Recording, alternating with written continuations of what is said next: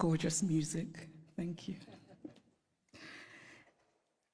President of the Federal Republic of Germany, Dr. Steinmeier, Mayor of Berlin, Minister for Culture and Media, Dr. Monica Grutas, Director of the Humboldt Forum, Professor Dagalo, ladies and gentlemen, good afternoon. Actually, good morning-ish. It's almost afternoon. Thank you for having me here. When I was researching my second novel, Half of a Yellow Sun, which is set during the Nigerian Biafran War that started in 1967, a woman told me a story about her elderly father. It was early in the war, and they were in their Biafran hometown, feeling relatively safe because the war seemed far away. Then suddenly they heard the loud, terrifying sounds of bombing very close to them, and they knew that they had only minutes to leave their home and run into the interior for safety before the Nigerian soldiers arrived. The elderly father was a wealthy man, but the only thing he rushed to take with him was his ikenga, a piece of wood, a beautifully carved piece of wood. But it wasn't just a piece of wood. It was also the repository of spiritual meaning. The ikenga represented his chi, his personal spirit, as well as his ancestors, his guardian angels. I was struck by this story. This man, facing the possibility of never seeing his home again, chose the thing that mattered most to him. Of course, he cared about his material possessions, but he believed that those could eventually be replaced, while his ikenga was irreplaceable. There are ikengas in various museums all over the world today, and it is easy to forget as we stare and admire them behind cold and clinical glass barriers that these are objects that are religious, spiritual, sacred. Art lives in history, and history lives in art. Much of what we call African art are also documents that tell stories. Some are literal in their storytelling, like the beautifully ornate Benin stool that was sent to the Oba of Benin by his people when he was exiled by the British, and which he looked at and immediately could deduce from the carvings the state of his British plundered land. Other sculptures and carvings are more metaphorical. They speak to the dignity of a people, to their worldview, to their aspirations. Some of the early Christian missionaries across the African continent were very keen on destroying African art. Carved African deities, which they told the Africans were just magic.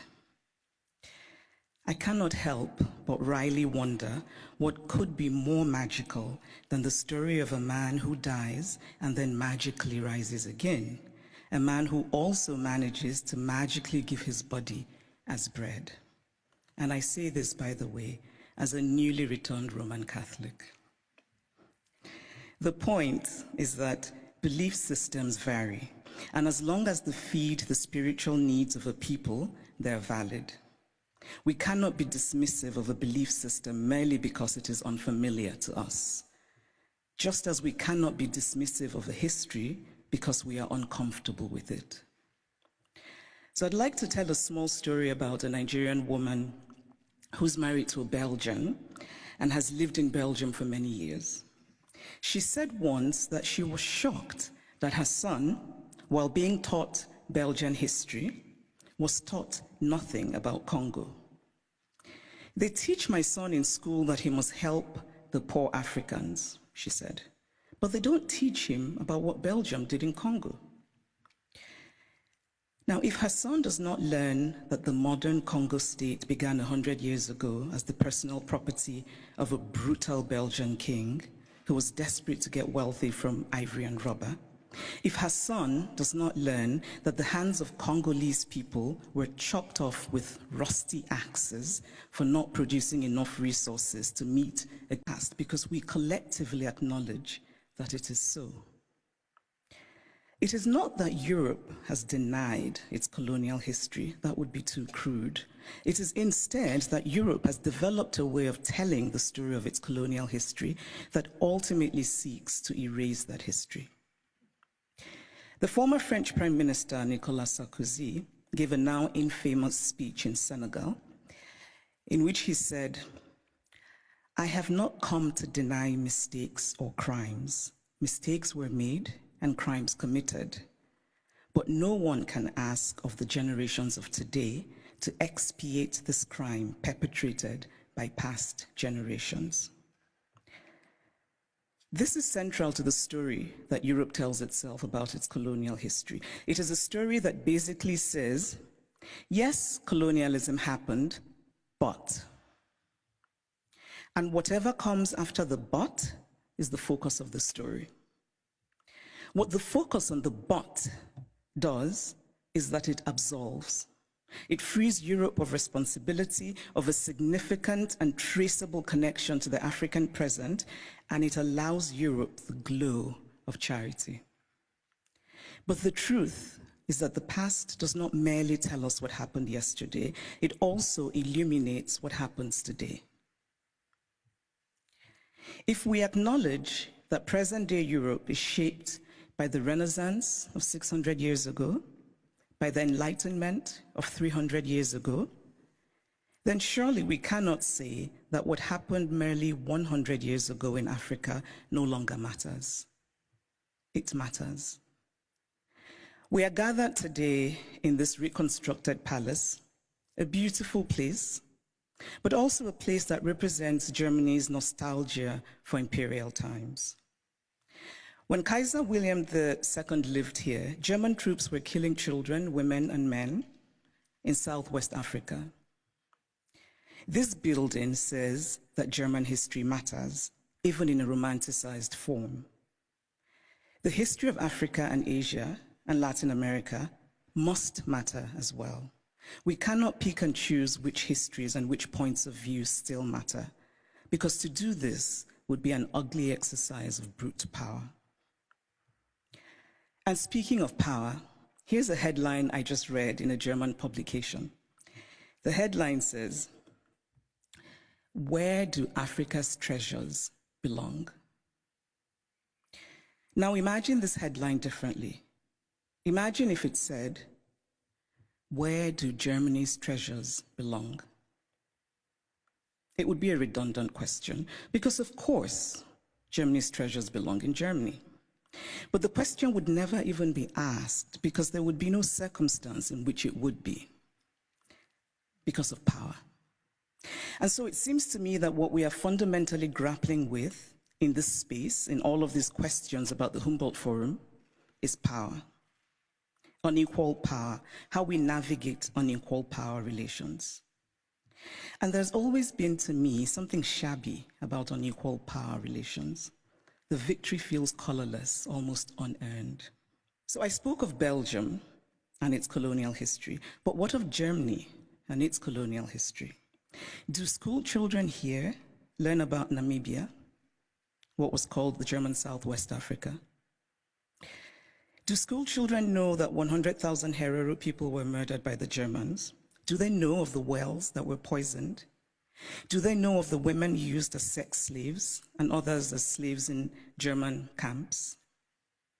Do they know of the Nama people killed and of the Maji Maji revolt in German East Africa? And why should they know? Because to tell only one part of a story is essentially to lie. A story is true only when it is complete. Germany is Beethoven, and Germany is Bach, and Germany is also its colonial atrocities that have resulted in hundreds of African skulls being stored in the basement of museums here in Berlin, skulls of men whose spirits cannot be at rest, men who could well have been my great-grandfather, had I happened to have been born in Eastern rather than Western Africa. It is only fair to fully own all of the stories of Germany. All countries have parts of their pasts that they're not proud of, that they would rather forget. But it takes courage to face those parts and bring in some light. And this is a time for courage. The courage to hear dissenting voices, such as those of the people who are outside right now protesting. They should be heard and included. They have valid concerns. The courage not merely to say, we take your criticism, but to follow it with action. The courage to say, we were wrong. The courage to say about art acquired illicitly, this is not ours. Tell us what to do with it. The courage to do provenance work and to actively use local knowledge. The courage to act and to act now and not become crippled by endless planning and endless talking. The courage to believe that it can be better. We cannot change the past, but we can change our blindness to the past. And why, by the way, is the term ethnological used for art from certain parts of the world and not art for other parts of the world? And then in discussing some of this art that we term ethnological, and I would argue that the language itself already suggests a hierarchy of value, when we talk about this art that was stolen, we're told that they cannot be returned to Africa, for example, because Africans will not take good care of them. It is not merely condescending to say, I cannot return what I stole from you because you will not take good care of it. It is also lacking in basic logic. Since when has the basis of ownership been taking good care of what is owned? This position is paternalistic arrogance of the most stunning sort. It does not matter whether Africans or Asians or Latin Americans can take care of the art stolen from them. What matters is that it is theirs. The brilliant Nigerian artist Victor Hikameno put it much better than I could, and in very Nigerian terms. He says, if I come and steal your wrapper, and I say I won't give you back your wrapper because you will not tie it properly around your waist, or you will not wash it well, and so the colors will fade, or this or that, all are irrelevant. The wrapper is mine, and I can do with it what I will. Give me back my wrapper because it is mine. The metaphorical wrapper, for those of you who are befuddled by wrapper, it's a piece of cloth, should be returned for the reason that Hikameno illustrates, which is respecting the property of others, but also because Europe has defined itself as a place of certain values: progress, liberty, fraternity, tolerance, individual rights, and most of all, the rule of law. A nation that believes in the rule of law cannot possibly be debating whether to return stolen goods. It just returns them.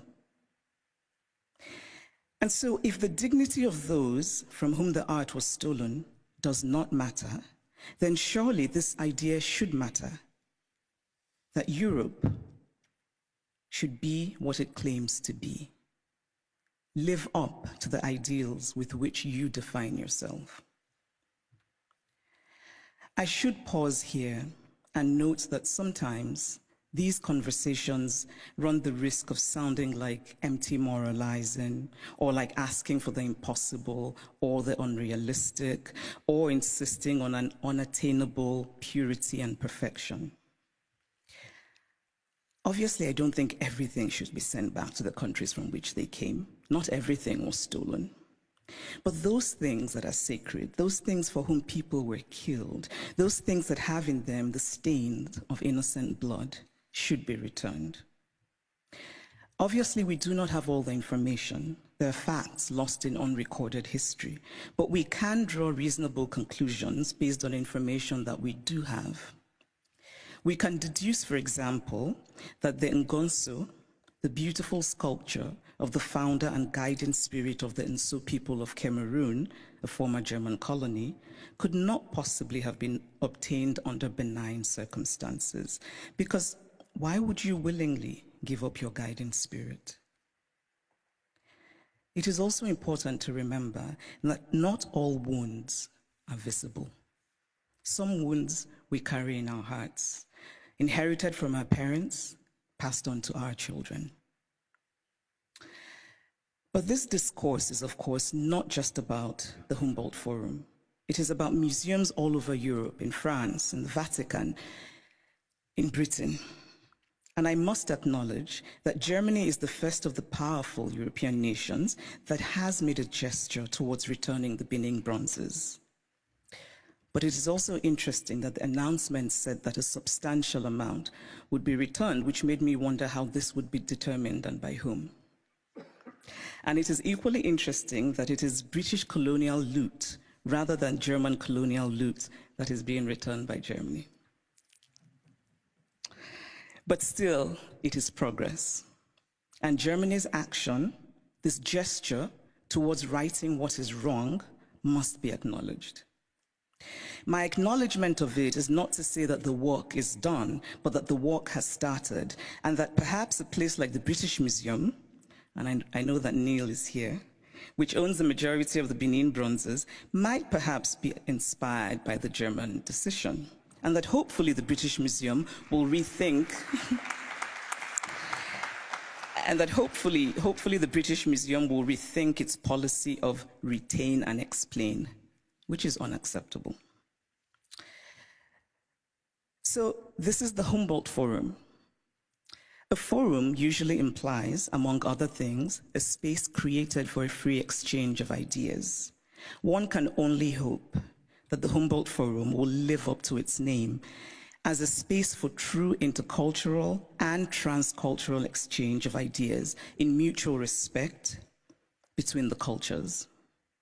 But this rhetoric, free exchange of ideas, must be practical. And by that, I mean such things as travel visas. It must be easy for people from Africa and Asia and Latin America who should participate in these conversations to get travel visas. The Humboldt Forum was conceived as a place to tell the universal story of the human race from multiple perspectives. This is a commendable idea, but it is incomplete. Because again, we must confront the issue of power. Who tells the story?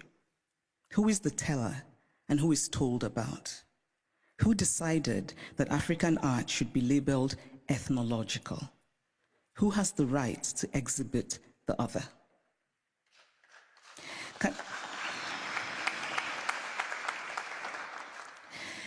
Can the Humboldt Forum be an opportunity? Can it become, among other things, a project of remembering, solemn, honest, mutual, and respectful? In conclusion, I want to say that I believe very much in dialogue. And I really believe that we can recreate the world by acting more courageously. To act with courage is to have concrete hope in a better future. We carve out a small space of the world, we shape and we reshape it, and in that way, small slice by small slice, we walk slowly, yes, but we walk on the path to real progress. Courage and hope are intertwined. Courage is an act of hope, and hope is born of courage. Acts of courage create hope, and there is nothing more essential to the human spirit than hope. So here's to courage. Thank you.